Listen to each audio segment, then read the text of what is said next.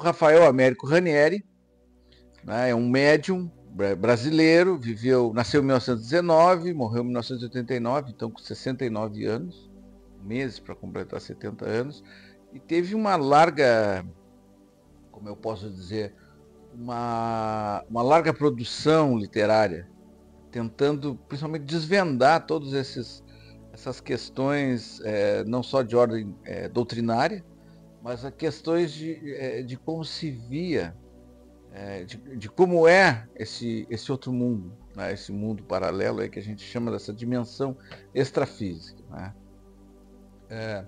Ele, então, conta a biografia dele, né?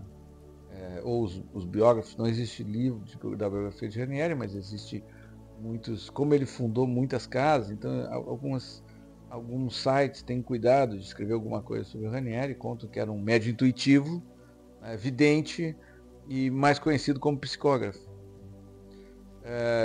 Então, mais uma vez, pouco importa a característica da mediunidade dele, se apresentava, se era intuitiva, se não era intuitiva, né? O que interessava era o propósito da obra que ele deixou, a perspectiva, em direção à causa dos espíritos, e aí eu venho aqui, não é simplesmente muitas pessoas, a causa espírita, não é a causa espírita, porque a espírita está na perspectiva de Kardec, mas a causa dos espíritos, né? A gente pode dizer assim, porque cada vez mais a gente caminha para uma perspectiva universalista. O próprio Kardec trabalhava na perspectiva universalista do seu trabalho, né? Que na realidade o trabalho dele era uma carta para as religiões, para se entender o mundo espiritual, que cada religião bom tinha suas crenças, seus dogmas, e ia sorver daquilo, né, em diferentes graus. E de acordo com o próprio, né, o próprio Kardec fala que todos os indivíduos são médios.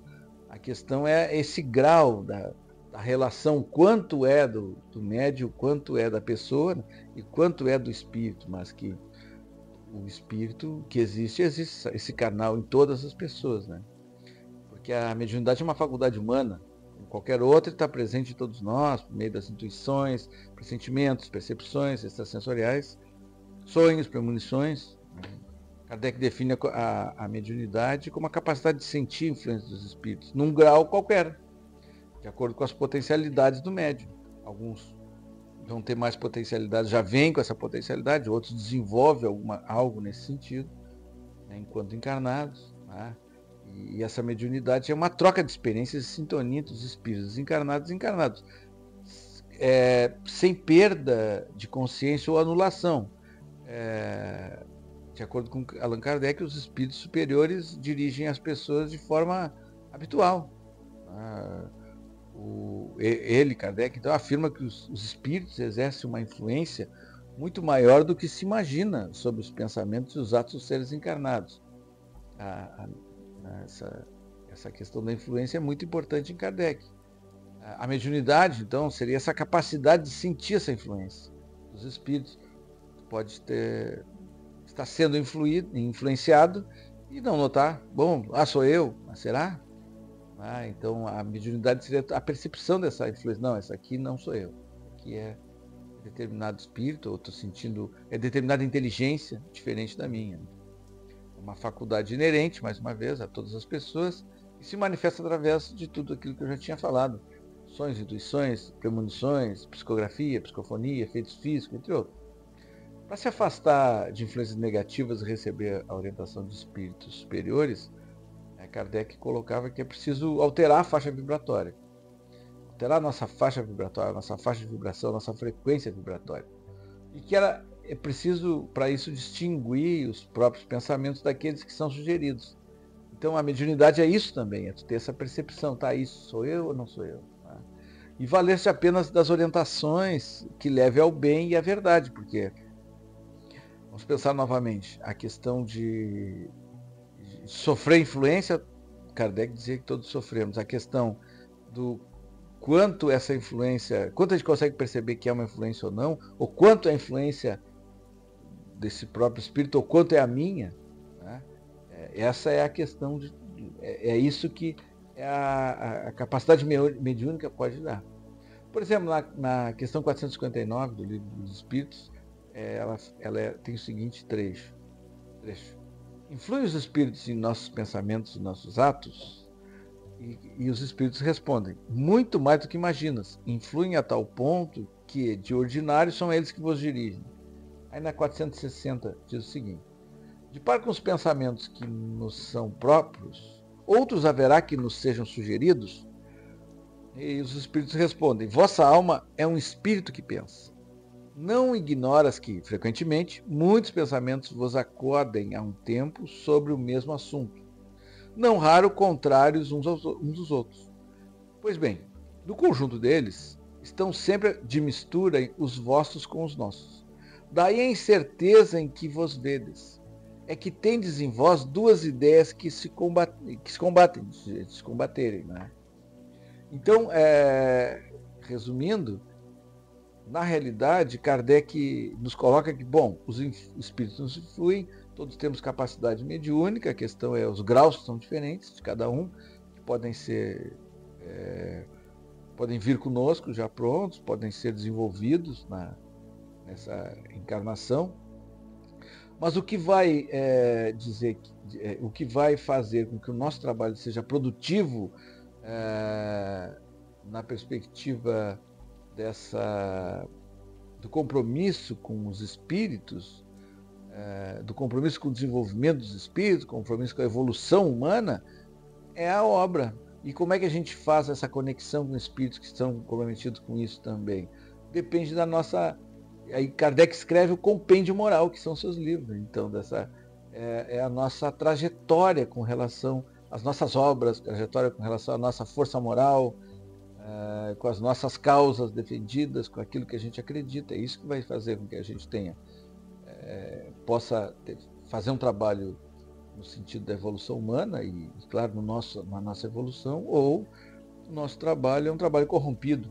Mas a questão da mediunidade que ela tem, a questão da inserção, a questão da relação que nós temos com os espíritos, essa existe direto. Falando um pouquinho também do Ranieri, os parceiros, então, dos livros, né, a gente pode citar o André Luiz, que eu já falei, Humberto Campos, Júlio Verne. Então, Júlio Verne aparece principalmente no livro Aglon, né, e já eu falei do Dante, mas não falei do Júlio Verne. Júlio Verne também foi um dos que tiveram, segundo, né, conta a espiritualidade, que ele também teve também era um médium, de certa forma. Ele não era um médium praticante, como numa doutrina específica, doutrina espírita, alguma coisa assim, mas ele também fez essa viagem, a mesma viagem que Dante fez a esses lugares, a mesma viagem que Ranieri fez a esses lugares, só que ele escreveu o livro que foi Viagem ao Centro da Terra. Né? Depois escreveu o livro Aglon, esse livro Aglon, que Ranieri escreveu, foi inspirado por Júlio Verne.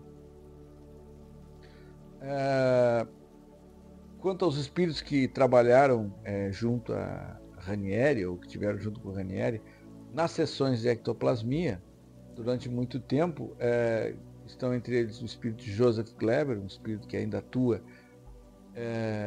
principalmente o médium Robson Pinheiro tem vários livros escritos por Joseph Kleber, o espírito Sheila, que teve várias, inclusive existia, acho que era em Belo Horizonte, o grupo Sheila, né? Palminha, José Grosso, que são dois espíritos que faziam parte daquela região e daquela época do cangaço, né? Eles faziam parte desse momento, dessa cena brasileira, né? E a própria filha de Ranieri, que nós vamos ver depois, que foi o motivo dele ter entrado na espiritualidade, que veio a falecer, e que se materializava também com esses espíritos nessas sessões de cura em que ele participou, e mais tarde se materializava como espírito altino, em que era um dos organizadores, com uma outra vida ainda dela, que era um dos organizadores dos trabalhos, da coordenação dos trabalhos.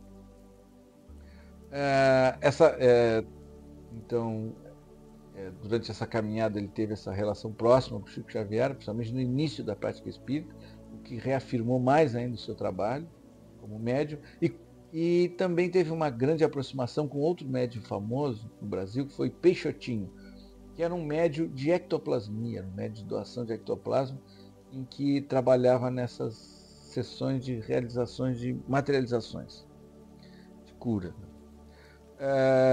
Um fato curioso, muitas pessoas às vezes fazem um olhar sobre os médiuns, né? Os médiuns têm uma capacidade anímica muito grande, capacidades psico extrafísicas, né? Psíquica muito grande, e que não tem problema nenhum, né? Mas o próprio Chico dizia, não, o Chico teve vários problemas de saúde, o Chico tinha angina, quer dizer, mas mesmo assim ele não parou de trabalhar. E esse médium Peixotinho, que participava de sessões de cura, ele tinha asma, mas não era uma asma simples, assim, era um problema grave para ele, né?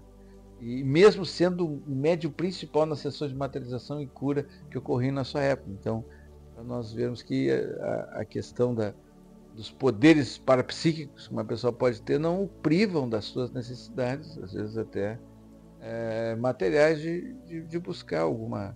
Não vou dizer o privam, mas não fazem com que a pessoa tenha uma vida cheia de benesses, né? Bom, então a vida e obra de Ranieri, né? Então ele nasceu em Belo Horizonte, Minas Gerais, em 1919, desencarnou em Guaratinguetá, em São Paulo, em 1889, com um derrame cerebral. Então totalizou 69 anos. Em Guaratinguetá, em 1968, foi eleito prefeito, em pleno regime militar, com o bipartidarismo da Arena do MDB, e ele era MDB, né? Então era um partido de oposição, e ele foi prefeito por 2 mandatos. Em seguida, em 74, ele foi eleito deputado estadual por São Paulo. E após esse período como político, ele, um pouco desiludido, deixou da política e foi cumprir suas funções originais. Ele era formado em Direito e seguiu a carreira no estado de São Paulo como delegado desse estado. Ele se casou com Arlete Meirelles em janeiro de 42 e eles tiveram 3 filhos. Como é que ele se tornou espírita? A filha, após a morte, ela tinha convulsões, aos 3 anos ela veio a falecer, Helena, em 1945. E logo após essa perda, ele começou a notar fenômenos estranhos que passaram a ocorrer na sua casa, denunciando a presença da menina. Como ele era cético, mas a esposa ficou muito impressionada, ele foi aconselhado por uma amiga a procurar um centro espírita, ao qual ele levou depois de muita insistência. Ele acabou tendo a comunicação da filha de maneira a não duvidar da sua autenticidade. Desde então ele começou a estudar o espiritismo e se tornou um médium intuitivo, vidente e mais conhecido como psicógrafo. E muito curioso em relação ao fenômeno mediúnico, então aquilo chamava muita atenção dele. Em 48, quando ele residia em Belo Horizonte, então que se deu de fato a sua iniciação espírita. Quando o Chico ia, ele teve uma aproximação com o Chico, era muito grande, inclusive citada num dos livros, como é que se deu essa aproximação. Fatos curiosos assim que acontecem. Ele queria mandar uma carta para o Chico, ele não deixava, a esposa dizia não, o amigo dizia não precisa, não, vai incomodar o Chico. Aí ele mandou um dia a carta e o Chico disse, olha, pega tal dia aí na estação de Belo Horizonte. Aí foi a primeira vez que eles conheceram o Chico, e aí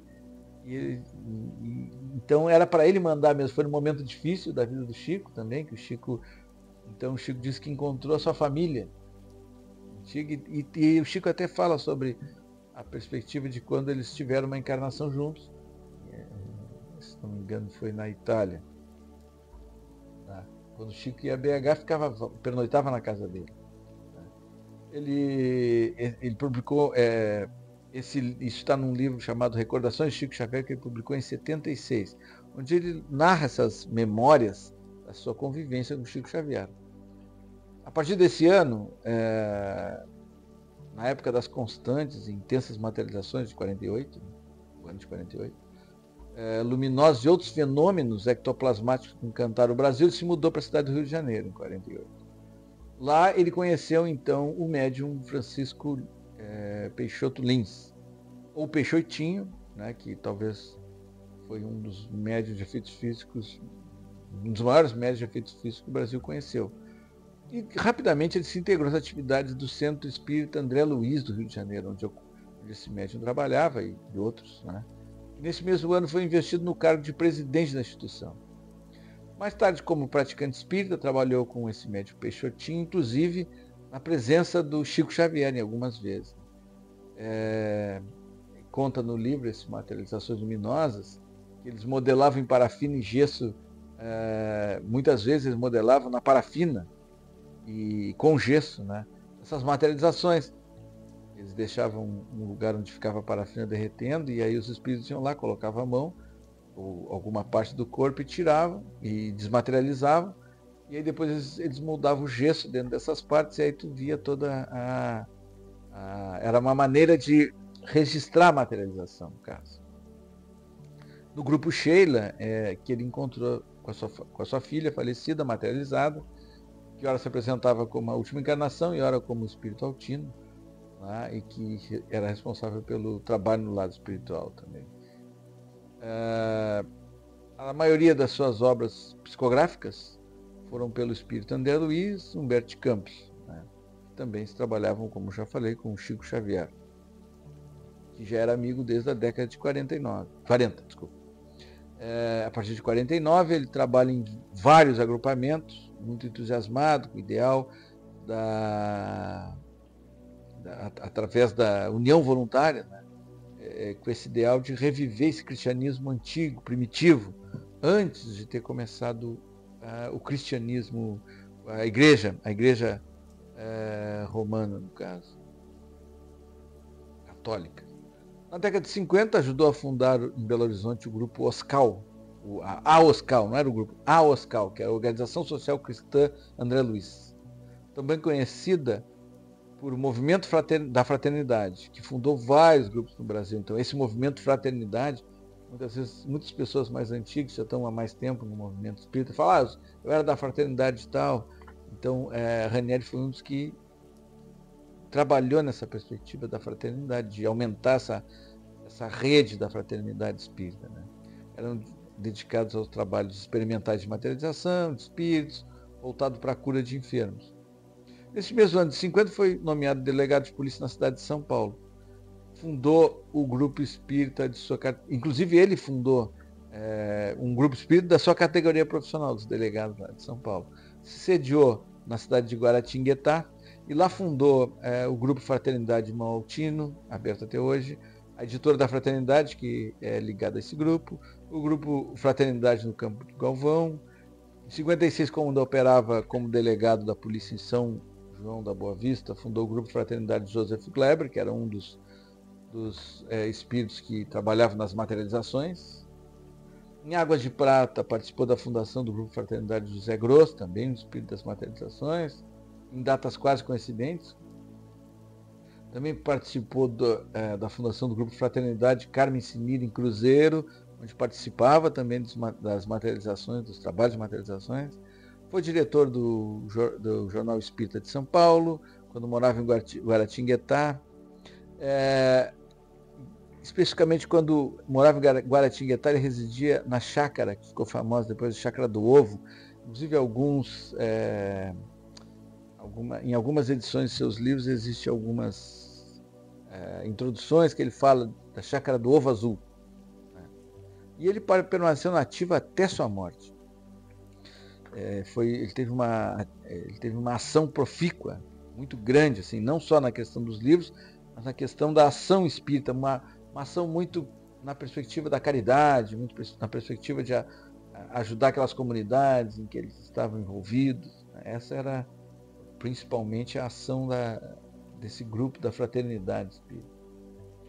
Entre os livros mais conhecidos de Ranieri, nós temos um primeiro grupo que foram os psicografados, ou intuídos, ou organizados, ou tutelados por André Luiz, Humberto Campos, que são Jerusalém Libertada, de Humberto Campos, né, que Humberto Campos narra através de crônicas, traz diversas lições de vida. Algumas crônicas relatam a história dos espíritos que receberam imensos cabedais de misericórdia divina, mas esquecidos, né, dessas lições do Evangelho. Se organizaram grupos que foram contra depois a própria doutrina espírita.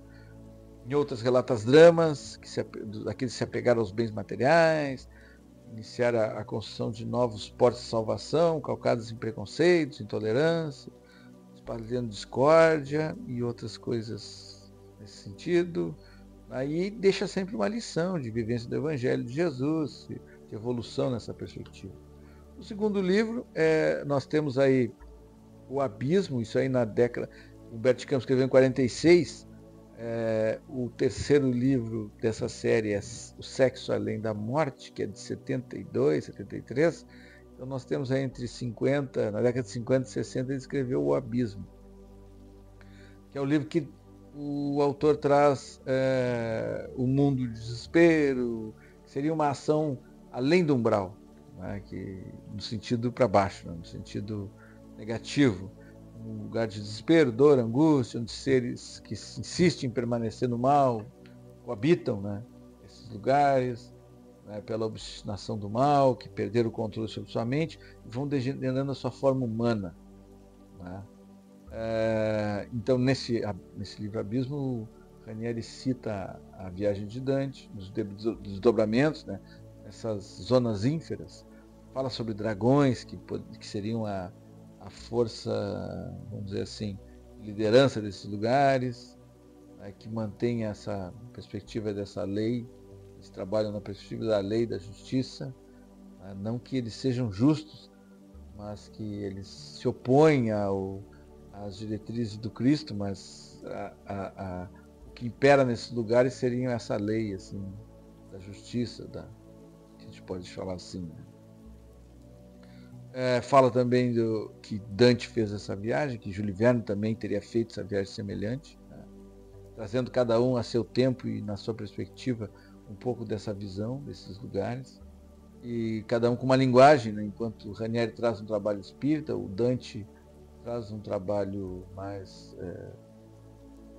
criativo, assim, vamos dizer assim, e o próprio Júlio Verne traz uma ficção, né, que era o tema em que ele já estava habituado a escrever.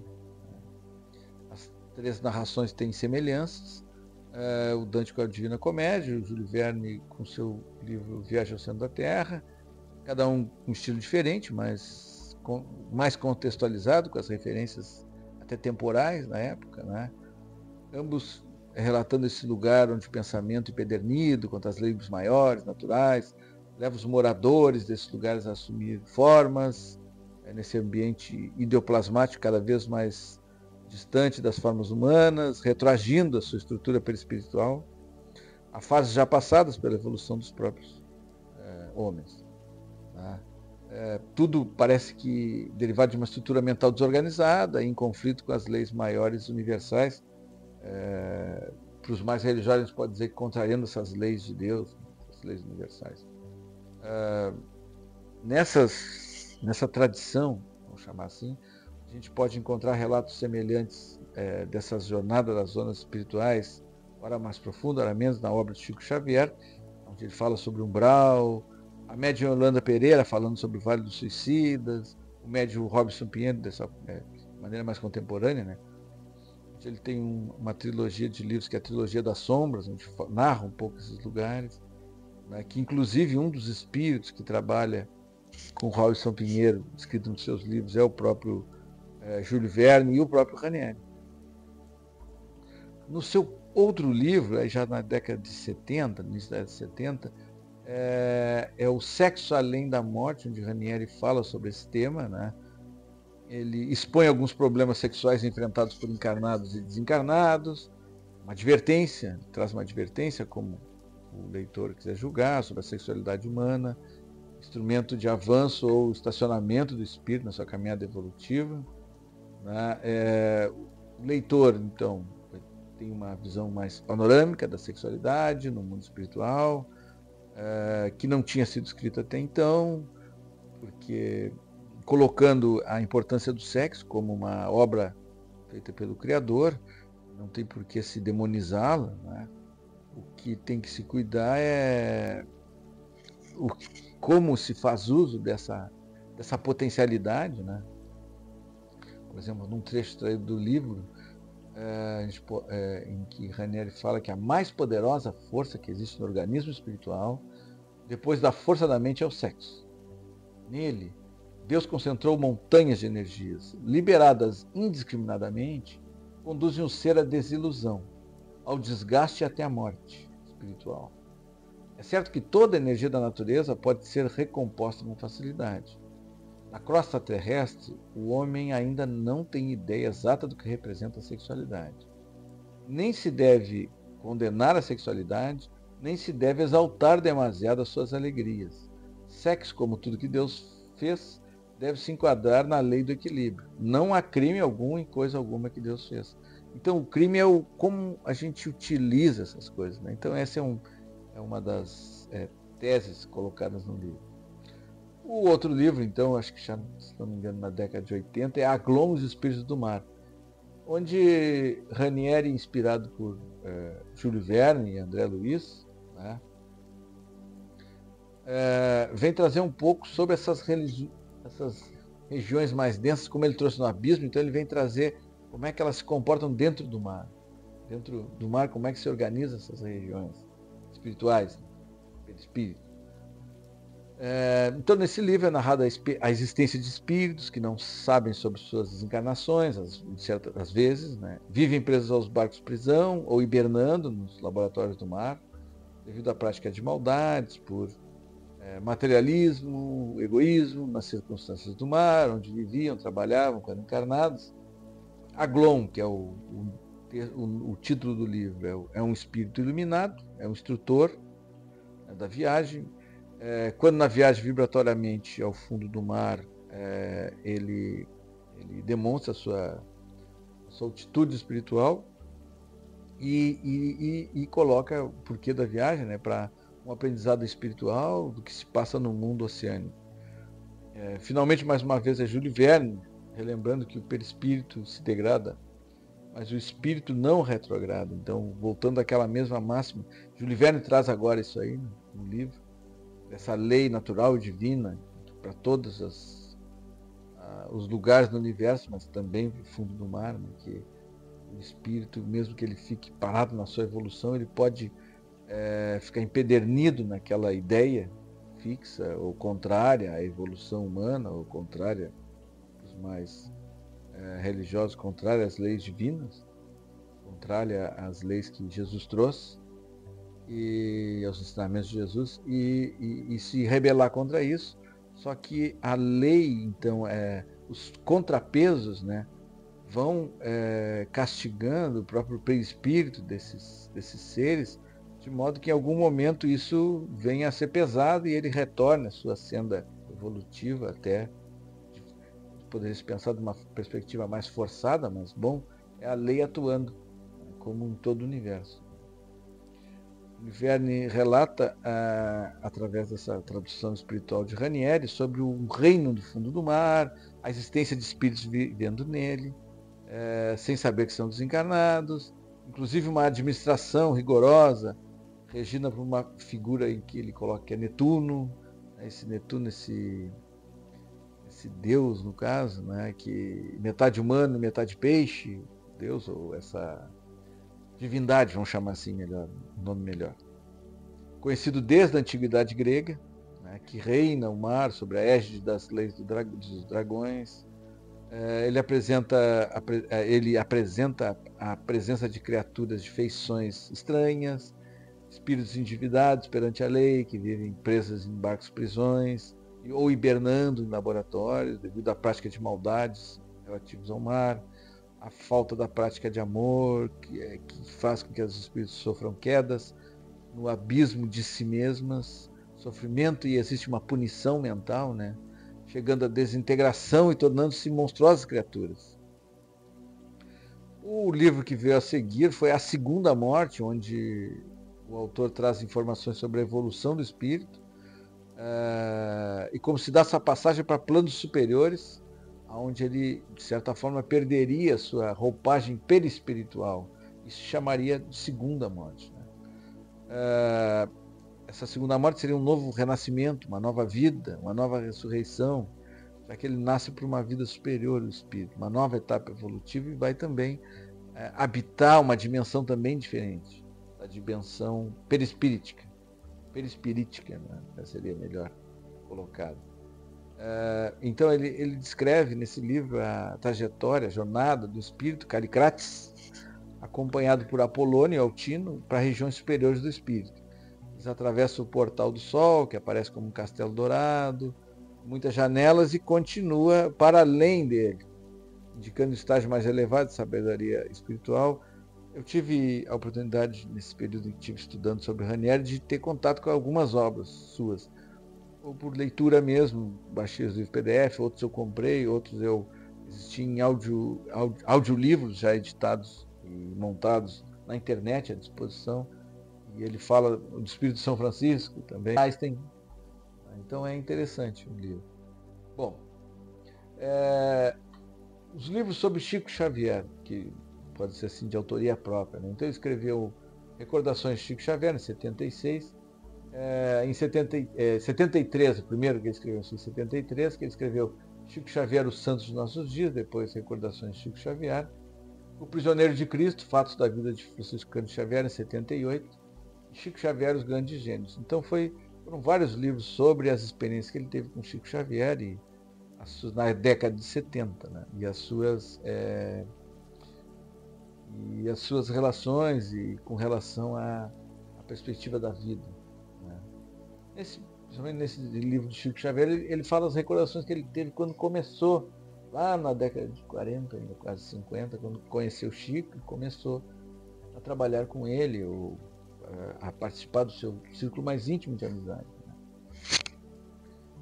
Não é uma biografia, são relatos e detalhes que Ranieri teve na convivência do Chico Xavier, quer participando das reuniões de Pedro Leopoldo e Uberaba, ou na sua própria intimidade, na residência, ou quando ele visitava eles em Belo Horizonte, né?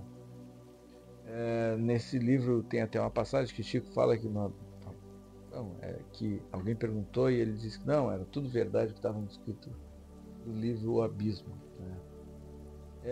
Ele fala também de algumas materializações, como Peixotinho, né? Do grupo Sheila, os problemas que, apesar de tudo, apesar de ser um grupo que fazia algo surpreendente, materializações, cura, e dos problemas que o grupo tinha de manter o trabalho. Afinal, somos todos humanos e não existe, entre nós ainda não existe ninguém santificado, né? Vamos dizer assim. Esses livros sobre as materializações, ele escreveu 2, Materializações Luminosas e Forças Libertadoras, na década de 50, ainda na década de 50, são livros que relatam a questão das suas atividades ou da sua vivência nesses grupos de materializações, e também a perspectiva espiritualista das possibilidades espiritualistas, anímicas espiritualistas que ele encontrava no meio espírita, né? Depois esse Forças Libertadoras em específico, né, que ele também narra as pesquisas que Ranieri fez, observações, investigações e os ensinamentos que os espíritos passaram para ele nos 20 anos, né, em que ele teve de trabalho espiritualista. Depois, outro bloco importante de publicações de Ranieri são o bloco infanto-juvenil, em que ele tem o Monteiro Lobato como não sei se seria o autor, mas pelo menos o orientador do trabalho. É uma série de livros, então, dedicado ao público infanto-juvenil, que tem por objetivo disseminar a ideia da imortalidade, conforme os princípios da doutrina espírita, para crianças e jovens. Não é um livro que explora o imaginário, fantasias infanto-juvenis, mas com uma linguagem simples, de fácil entendimento, transmite noções gerais sobre o mundo, os espíritos, possibilitando a compreensão da vida espiritual. E existem alguns outros livros em que eu não tive a oportunidade de conseguir mais material sobre eles, nem eles, né, no caso, mas em que Ranieri fala, alguns psicografados, outros de própria autoria, mas a Ranieri fala sobre outros temas. Por exemplo, o Divórcio segundo o Espiritismo, de 78, Sonetos Imortais, Estância da Paz, são 3, onde tem 3 médios, um deles é Ranieri, né? que falam sobre relatos espirituais, mostrando o processo de socorro médico no mundo espiritual, as criaturas que desencarnam através de situações violentas, Flores do Bem, de Charles, do espírito Charles, e Luz de Outra Esfera, de espíritos diversos. Bom, pessoal, chegamos ao final de mais um cara importantíssimo para a gente montar esse conceito de espiritualidade, de regiões extrafísicas, principalmente agora que nós estamos tratando, ou queremos tratar nesse canal, desvendar toda essa mística que existe em cima da transição planetária. Estamos passando de um planeta de expiação e próximo para um planeta regenerador. Como é que é isso? É verdade? Não é? Existem lugares no mundo espiritual? Não existe? Então, Ranieri traz bastante do trabalho dele nas obras. Começamos lá com Chico Xavier, com André Luiz e com Chico Xavier, agora estamos com André Luiz e Ranieri. Tá? Um grande abraço para vocês. Não se esqueçam de dar o like, compartilhem com quem vocês acham que ache interessante, que queira saber um pouquinho mais sobre essa história. Deem o like, se inscrevam no canal, deixem os comentários e nos segue lá. Tá bom, galera? Muito obrigado. Um abraço, até a próxima.